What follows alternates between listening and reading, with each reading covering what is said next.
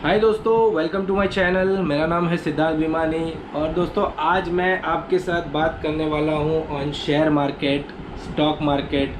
और हाँ, मैंने जो गलतियां की है वो आप ना करें, यही एक्सपीरियंसेस मैं आप तक शेयर कर रहा हूँ अबाउट स्टॉक मार्केट। और मैंने जो नुकसान किया है, बहुत ही बड़ा नुकसान किया है। करीब करीब लास्ट 10 साल की सेविंग्स मेरी ख़त्म हो गई है शेयर मार्केट में। फिर भी अगर आपको शेयर मार्केट में जाना हो तो मैं आपको कुछ पॉजिटिव्स बताऊंगा, कुछ टिप्स दूंगा।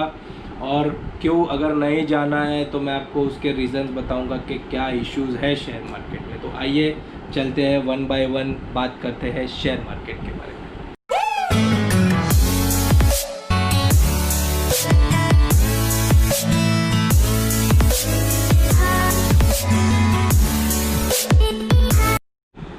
दोस्तों, शेयर मार्केट या फिर हम स्टॉक मार्केट जो बोलते हैं, पहली बात तो मैं आपको बताता हूँ कि ये होता क्या है। इसमें जो कंपनीज़ रहती है, जब उनको फंड्स की ज़रूरत रहती है, पैसे की ज़रूरत रहती है, तो वो पब्लिक के पास आके पैसा मांगती है। तो पब्लिक लिमिटेड कंपनी होती है, तो वो अपने कंपनी को BSc, Bombay stock exchange, NSC, ऐसी जो स्टॉक एक्सचेंजेस रहती है उसमें रजिस्टर करते हैं। एक बार वो रजिस्टर करते हैं, फिर कुछ portion of the company public का हो जाता है, मेजॉरिटी ऑफ द पोर्शन फिर भी ओनर का रहता है, उसमें मेजॉरिटी भी पब्लिक का हो सकता है। तो स्टॉक मार्केट में ऐसा होता है कि आप एक कंपनी में इन्वेस्ट कर सकते हैं, आप एक कंपनी के शेयर्स ले सकते हैं। आप वो कंपनी के कुछ अगर आप एक शेयर भी लेते हैं तो आप उतने परसेंटेज के मालिक हो जाते हैं। बट शेयर मार्केट जो है ये आज के ज़माने में बहुत ही ख़तरनाक हो गया है। दोस्तों, क्यों ख़तरनाक हुआ है मैं आपको बताता हूँ। सबसे पहले तो जो शेयर मार्केट आज के टाइम में जो है वो पूरा का पूरा न्यूज़ ड्रिवन है। न्यूज़ ड्रिवन का मतलब ये है कि अगर आज बोलेंगे गवर्नमेंट के वैक्सीन लॉन्च हो गया है तो फटाफट शेयर मार्केट बढ़ जाएगा। और जो वैक्सीन वाली कंपनीज़ है वो फटाफट बढ़ने लगेगी, 20%, 30%, 40%। और उल्टा अगर ऐसा हो गया कि गवर्नमेंट ने फॉर एग्जांपल चाइना ने वॉर डिक्लेयर कर दिया, या फिर एक कंपनी सपोज बंद हो गई, तो फटाफट उसका शेयर डाउन हो जाएगा। तो ये जो न्यूज़ ड्रिवन आज के टाइम पे चल रहा है ये बहुत डेंजरस है, क्योंकि न्यूज़ जो हमको मिलती है वो पूरा का पूरा जब उसका रस निकल जाता है तब हमको मिलती है, उसके पहले वो शेयर पे करेक्शन ऑलरेडी आ गया हुआ रहता है। दूसरा मैं आपको बताना चाहता हूँ कि शेयर मार्केट में ना डिसिप्लिन की ज़रूरत होती है, जो हम एज अ कॉमन मैन हमारे में उतनी डिसिप्लिन रहती नहीं, क्योंकि हमारा ये फुल टाइम बिजनेस है नहीं।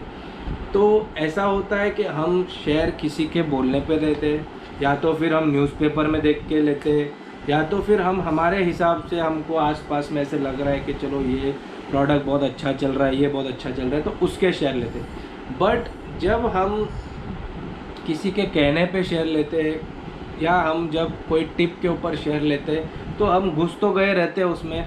अब उसके ऊपर क्या हमारी ट्रैकिंग इतनी डेली बेसिस पे होती नहीं है, और अगर वो शेयर 10 से 20% बढ़ भी गया तो हम उसमें से निकलते नहीं।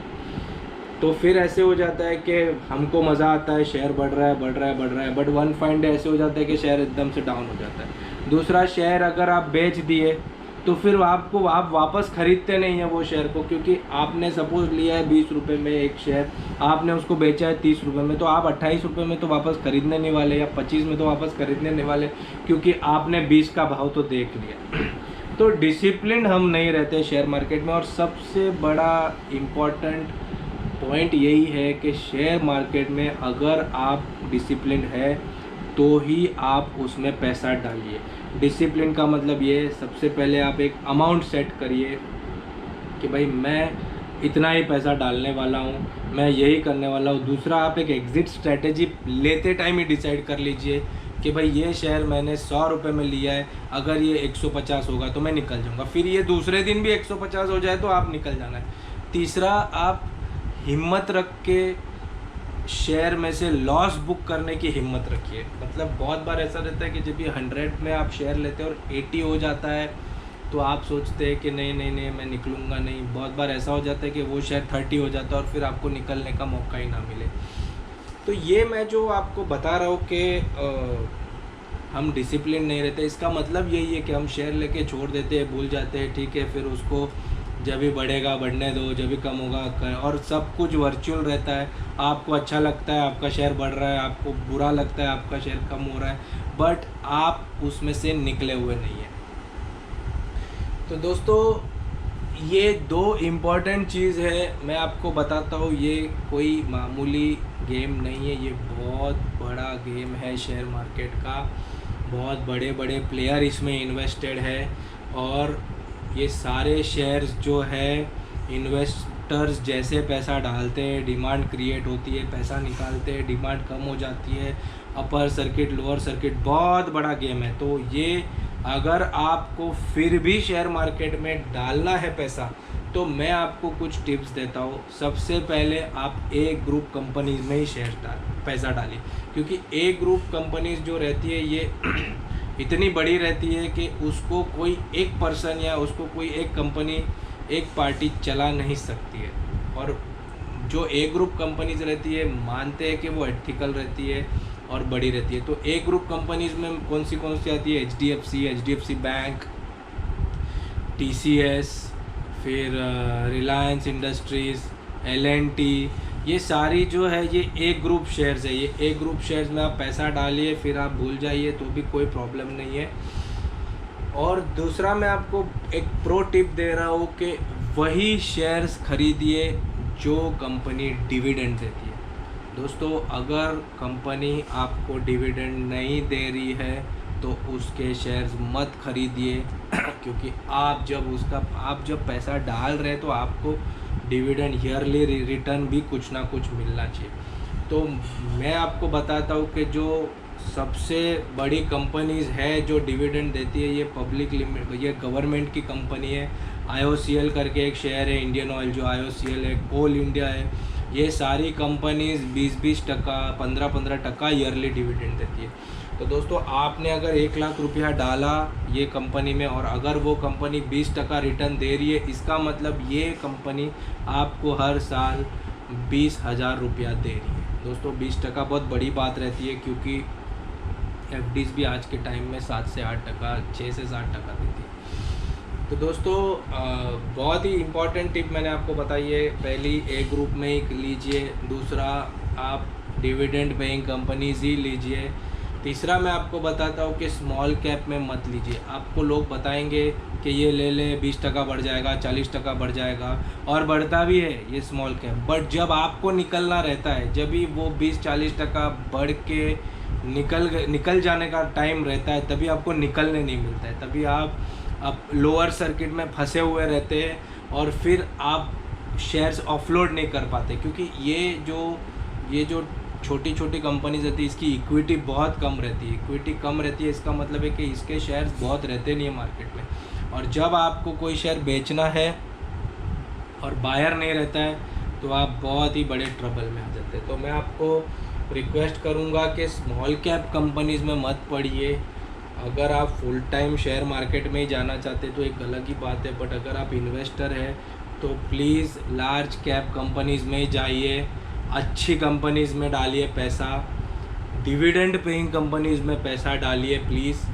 और जो टिप बेस्ड इन्वेस्टमेंट है इससे आप दूर रहिए। पहले बहुत फ़ायदा लगेगा आपको कि अरे ग्लेनमार्क ने फेबीफ्लू निकाल दिया, कोविड का दवाई है, शेयर 32% बढ़ गया, एक दिन 32% बढ़ा, दूसरे दिन 5% बढ़ा, आज के टाइम पे तीसरे दिन में वो शेयर वापस 4 दिन पहले जिधर था उतना ही आ गया। मतलब इसका मतलब ये कि वो 40% बढ़ा, 40% कम भी हो गया। अभी आप सोचिए ग्लेनमार्क का शेयर जिसने 550 रुपये में लिया रहेगा वो आज 400 रुपये पे है। मतलब जब जो कोई पीक में एंटर करता है वो मर जाता है, और जो पीक में जो एंटर करता है वो कॉमन मैन ही रहता है। तो शेयर्स दोस्तों क्या रहता है, मैं बेचूं आप खरीदो, क्योंकि शेयर्स ऐसा नहीं है कि मैं बेचूँ कोई नहीं खरीदा, ऐसा नहीं। तो इसका मतलब ये है कि किसी का प्रॉफिट किसी का लॉस। और बेसिकली जब भी किसी को बड़े पार्टी को शेयर्स बेचना रहता है तो तभी वो टिप्स मार्केट में डालता है, न्यूज़ में आती है, सब कुछ होता है, फिर ये लोग अपलोड हो जाते हैं और हम जैसे कॉमन इन्वेस्टर फंस जाते हैं। तो मैं आपको सिंपल बता रहा हूँ, शेयर मार्केट में मत पड़िए। अगर फिर भी आपको लेना है तो टॉप ए ग्रुप शेयर्स ही लीजिए, दूसरा डिविडेंड पेइंग कंपनीज ही लीजिए, तीसरा गवर्नमेंट कंपनीज लीजिए क्योंकि गवर्नमेंट कंपनीज अच्छी होती है। चौथा मैं आपको बताऊंगा डिसिप्लिन रखिए, कितना भी हो जाए, कोई कितना भी बोले कि नहीं, अगर आपने डिसाइड किया है कि मैं 1 लाख रुपए डालूंगा तो सबसे पहले सीधा 1 लाख मत डालिए, 20,000 डालिए, 20,000 दूसरे में डालिए। ऐसे करके आपका पोर्टफोलियो डाइवर्सिफाई करिए और एक एग्ज़िट स्ट्रैटेजी रखिए। वो एग्ज़िट स्ट्रैटेजी बहुत ही इम्पॉर्टेंट है। वो जब ट्रिगर होती है तभी आदमी को ऐसे लगता है नहीं नहीं ये तो और बढ़ जाएगा। नहीं नहीं, अगर आपने 100 रुपये में लिया शेयर, 150 हुआ तो आपने अगर एग्ज़िट स्ट्रैटेजी बनाई है तो आपको निकलना है, मतलब निकलना ही है। तो ही आप डिसिप्लिन रहेंगे, तो ही आप शेयर मार्केट में कमा पाएंगे। तो दोस्तों आज के वीडियो में बस इतना ही। Thank you very much for watching my video. दोस्तों मेरा एक वीडियो है which banks are best in India, उसको ऑलमोस्ट 21-20 हज़ार व्यूज़ मिल गए हैं। और जब मैंने ये वीडियो बनाया था तभी मुझे ऐसे लगा था कि लोग बहुत ही क्राइसिस में, उनको पता नहीं है कि कौन से बैंक में पैसा डालना है, क्योंकि येस बैंक का गफला आया, पीएनबी का गफला आया और बहुत छोटे छोटे बैंक्स उठ गए। तो मैंने वो वीडियो बनाया और वो वीडियो में बहुत आपका प्यार मिला है, बहुत कमेंट्स मिले, लाइक मिले, थैंक यू। आप भी वो वीडियो देखिए क्योंकि अगर आपको पैसा इन्वेस्ट करना है तो पैसा पहले बचाना पड़ेगा, पहले पैसा सिक्योर करना पड़ेगा। और यही रीज़न है ये वीडियो इतना चला, इसके वजह से ही मैंने सोचा कि इन्वेस्टमेंट्स पे भी एक वीडियो निकालना चाहिए। तो आज के लिए बस इतना ही। Thank you very much for watching my video. और अगर आपको मेरा वीडियो अच्छा लगे तो प्लीज़ लाइक करिए, कमेंट करिए, शेयर करिए और प्लीज़ प्लीज़ प्लीज़ मेरे चैनल को आप सब्सक्राइब करिए। Thank you, bye bye.